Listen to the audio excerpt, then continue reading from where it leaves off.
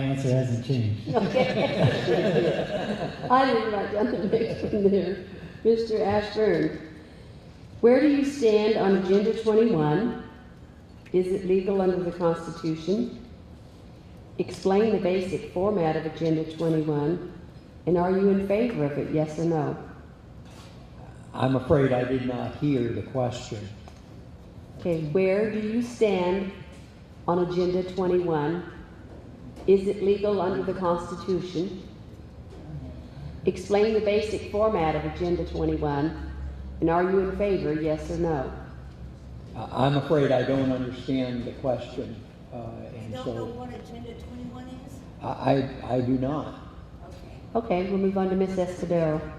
You know, when Agenda 21 was accepted by the United States in Rio de Janeiro under President Clinton, there were many environmentalists that celebrated, because to them, that's all that it was. It was an environmental agenda, an agenda that would, you know, make sure our air was clean and that our wildlands would stay wild. But really, at the base of it, it's about taking away personal freedoms. It's about taking away our personal property rights. It's about taking away some of the most basic fundamentals of our Constitution.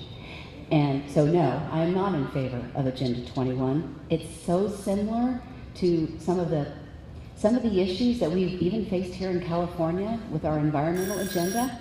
It's really scary how something that sounds so good, because who doesn't want clean air? Who doesn't want wild spaces? Who doesn't want water? We all do. But when we know that it is the agenda of the United Nations to basically dictate where we live and how we live and who we live with and whether or not we can go out into the wild, that's a pretty scary agenda.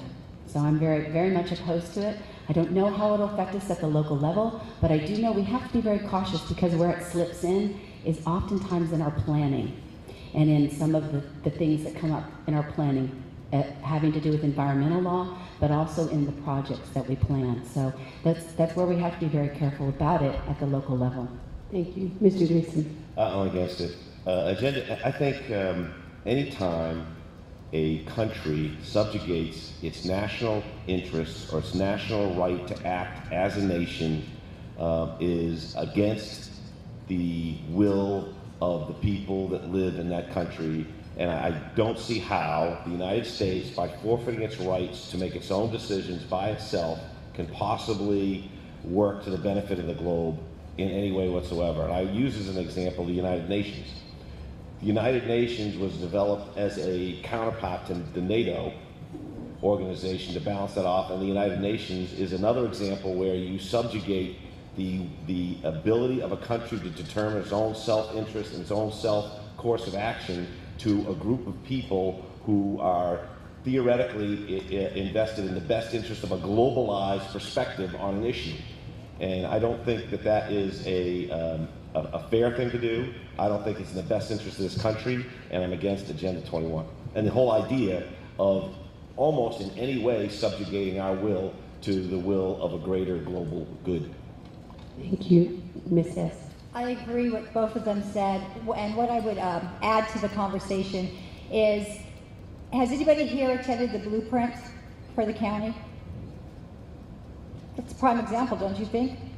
Absolutely. Exactly.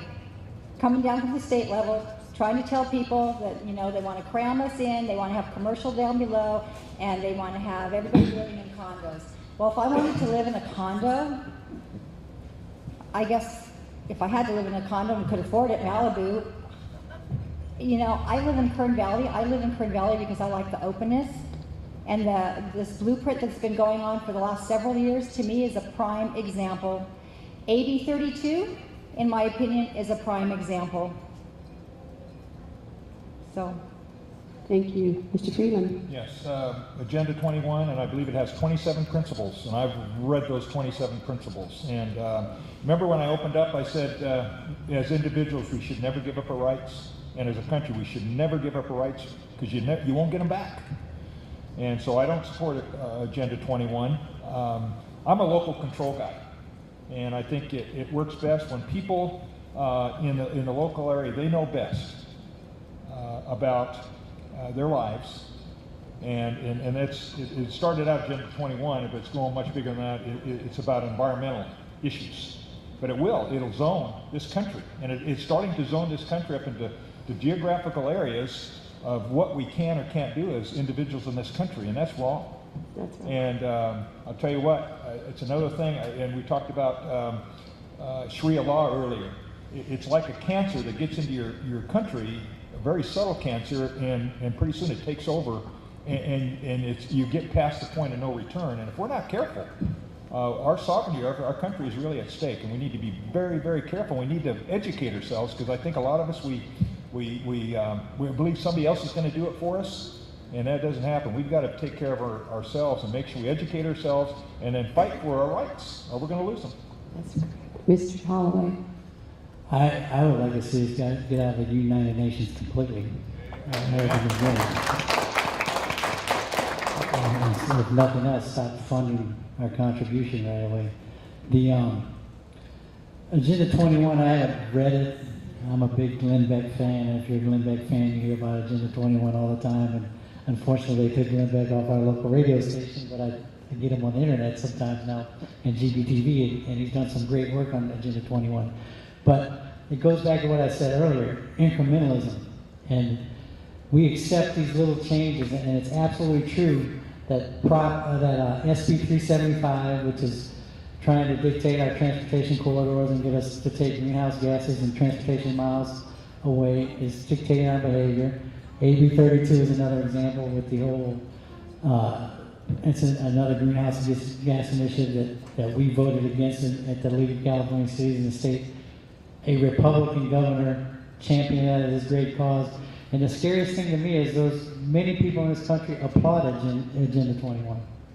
And because they point out the key components that seem good about it, but then you dig deeper, and there's so many, it's been 3 hours since I've said this, but I think I've said this at every forum. It's the law of unintended consequences. And that's what's buried in these things, and they're always framed on the context that's going to be good for everybody. And I'm sick and tired of apologizing for the prosperity of this country and being punished for the prosperity of the country. Capitalism saves everything, and a free market will save every country and save this world. But we've got to quit apologizing for our free market system. Thank you. All right, our next question will go to Heidi. Have you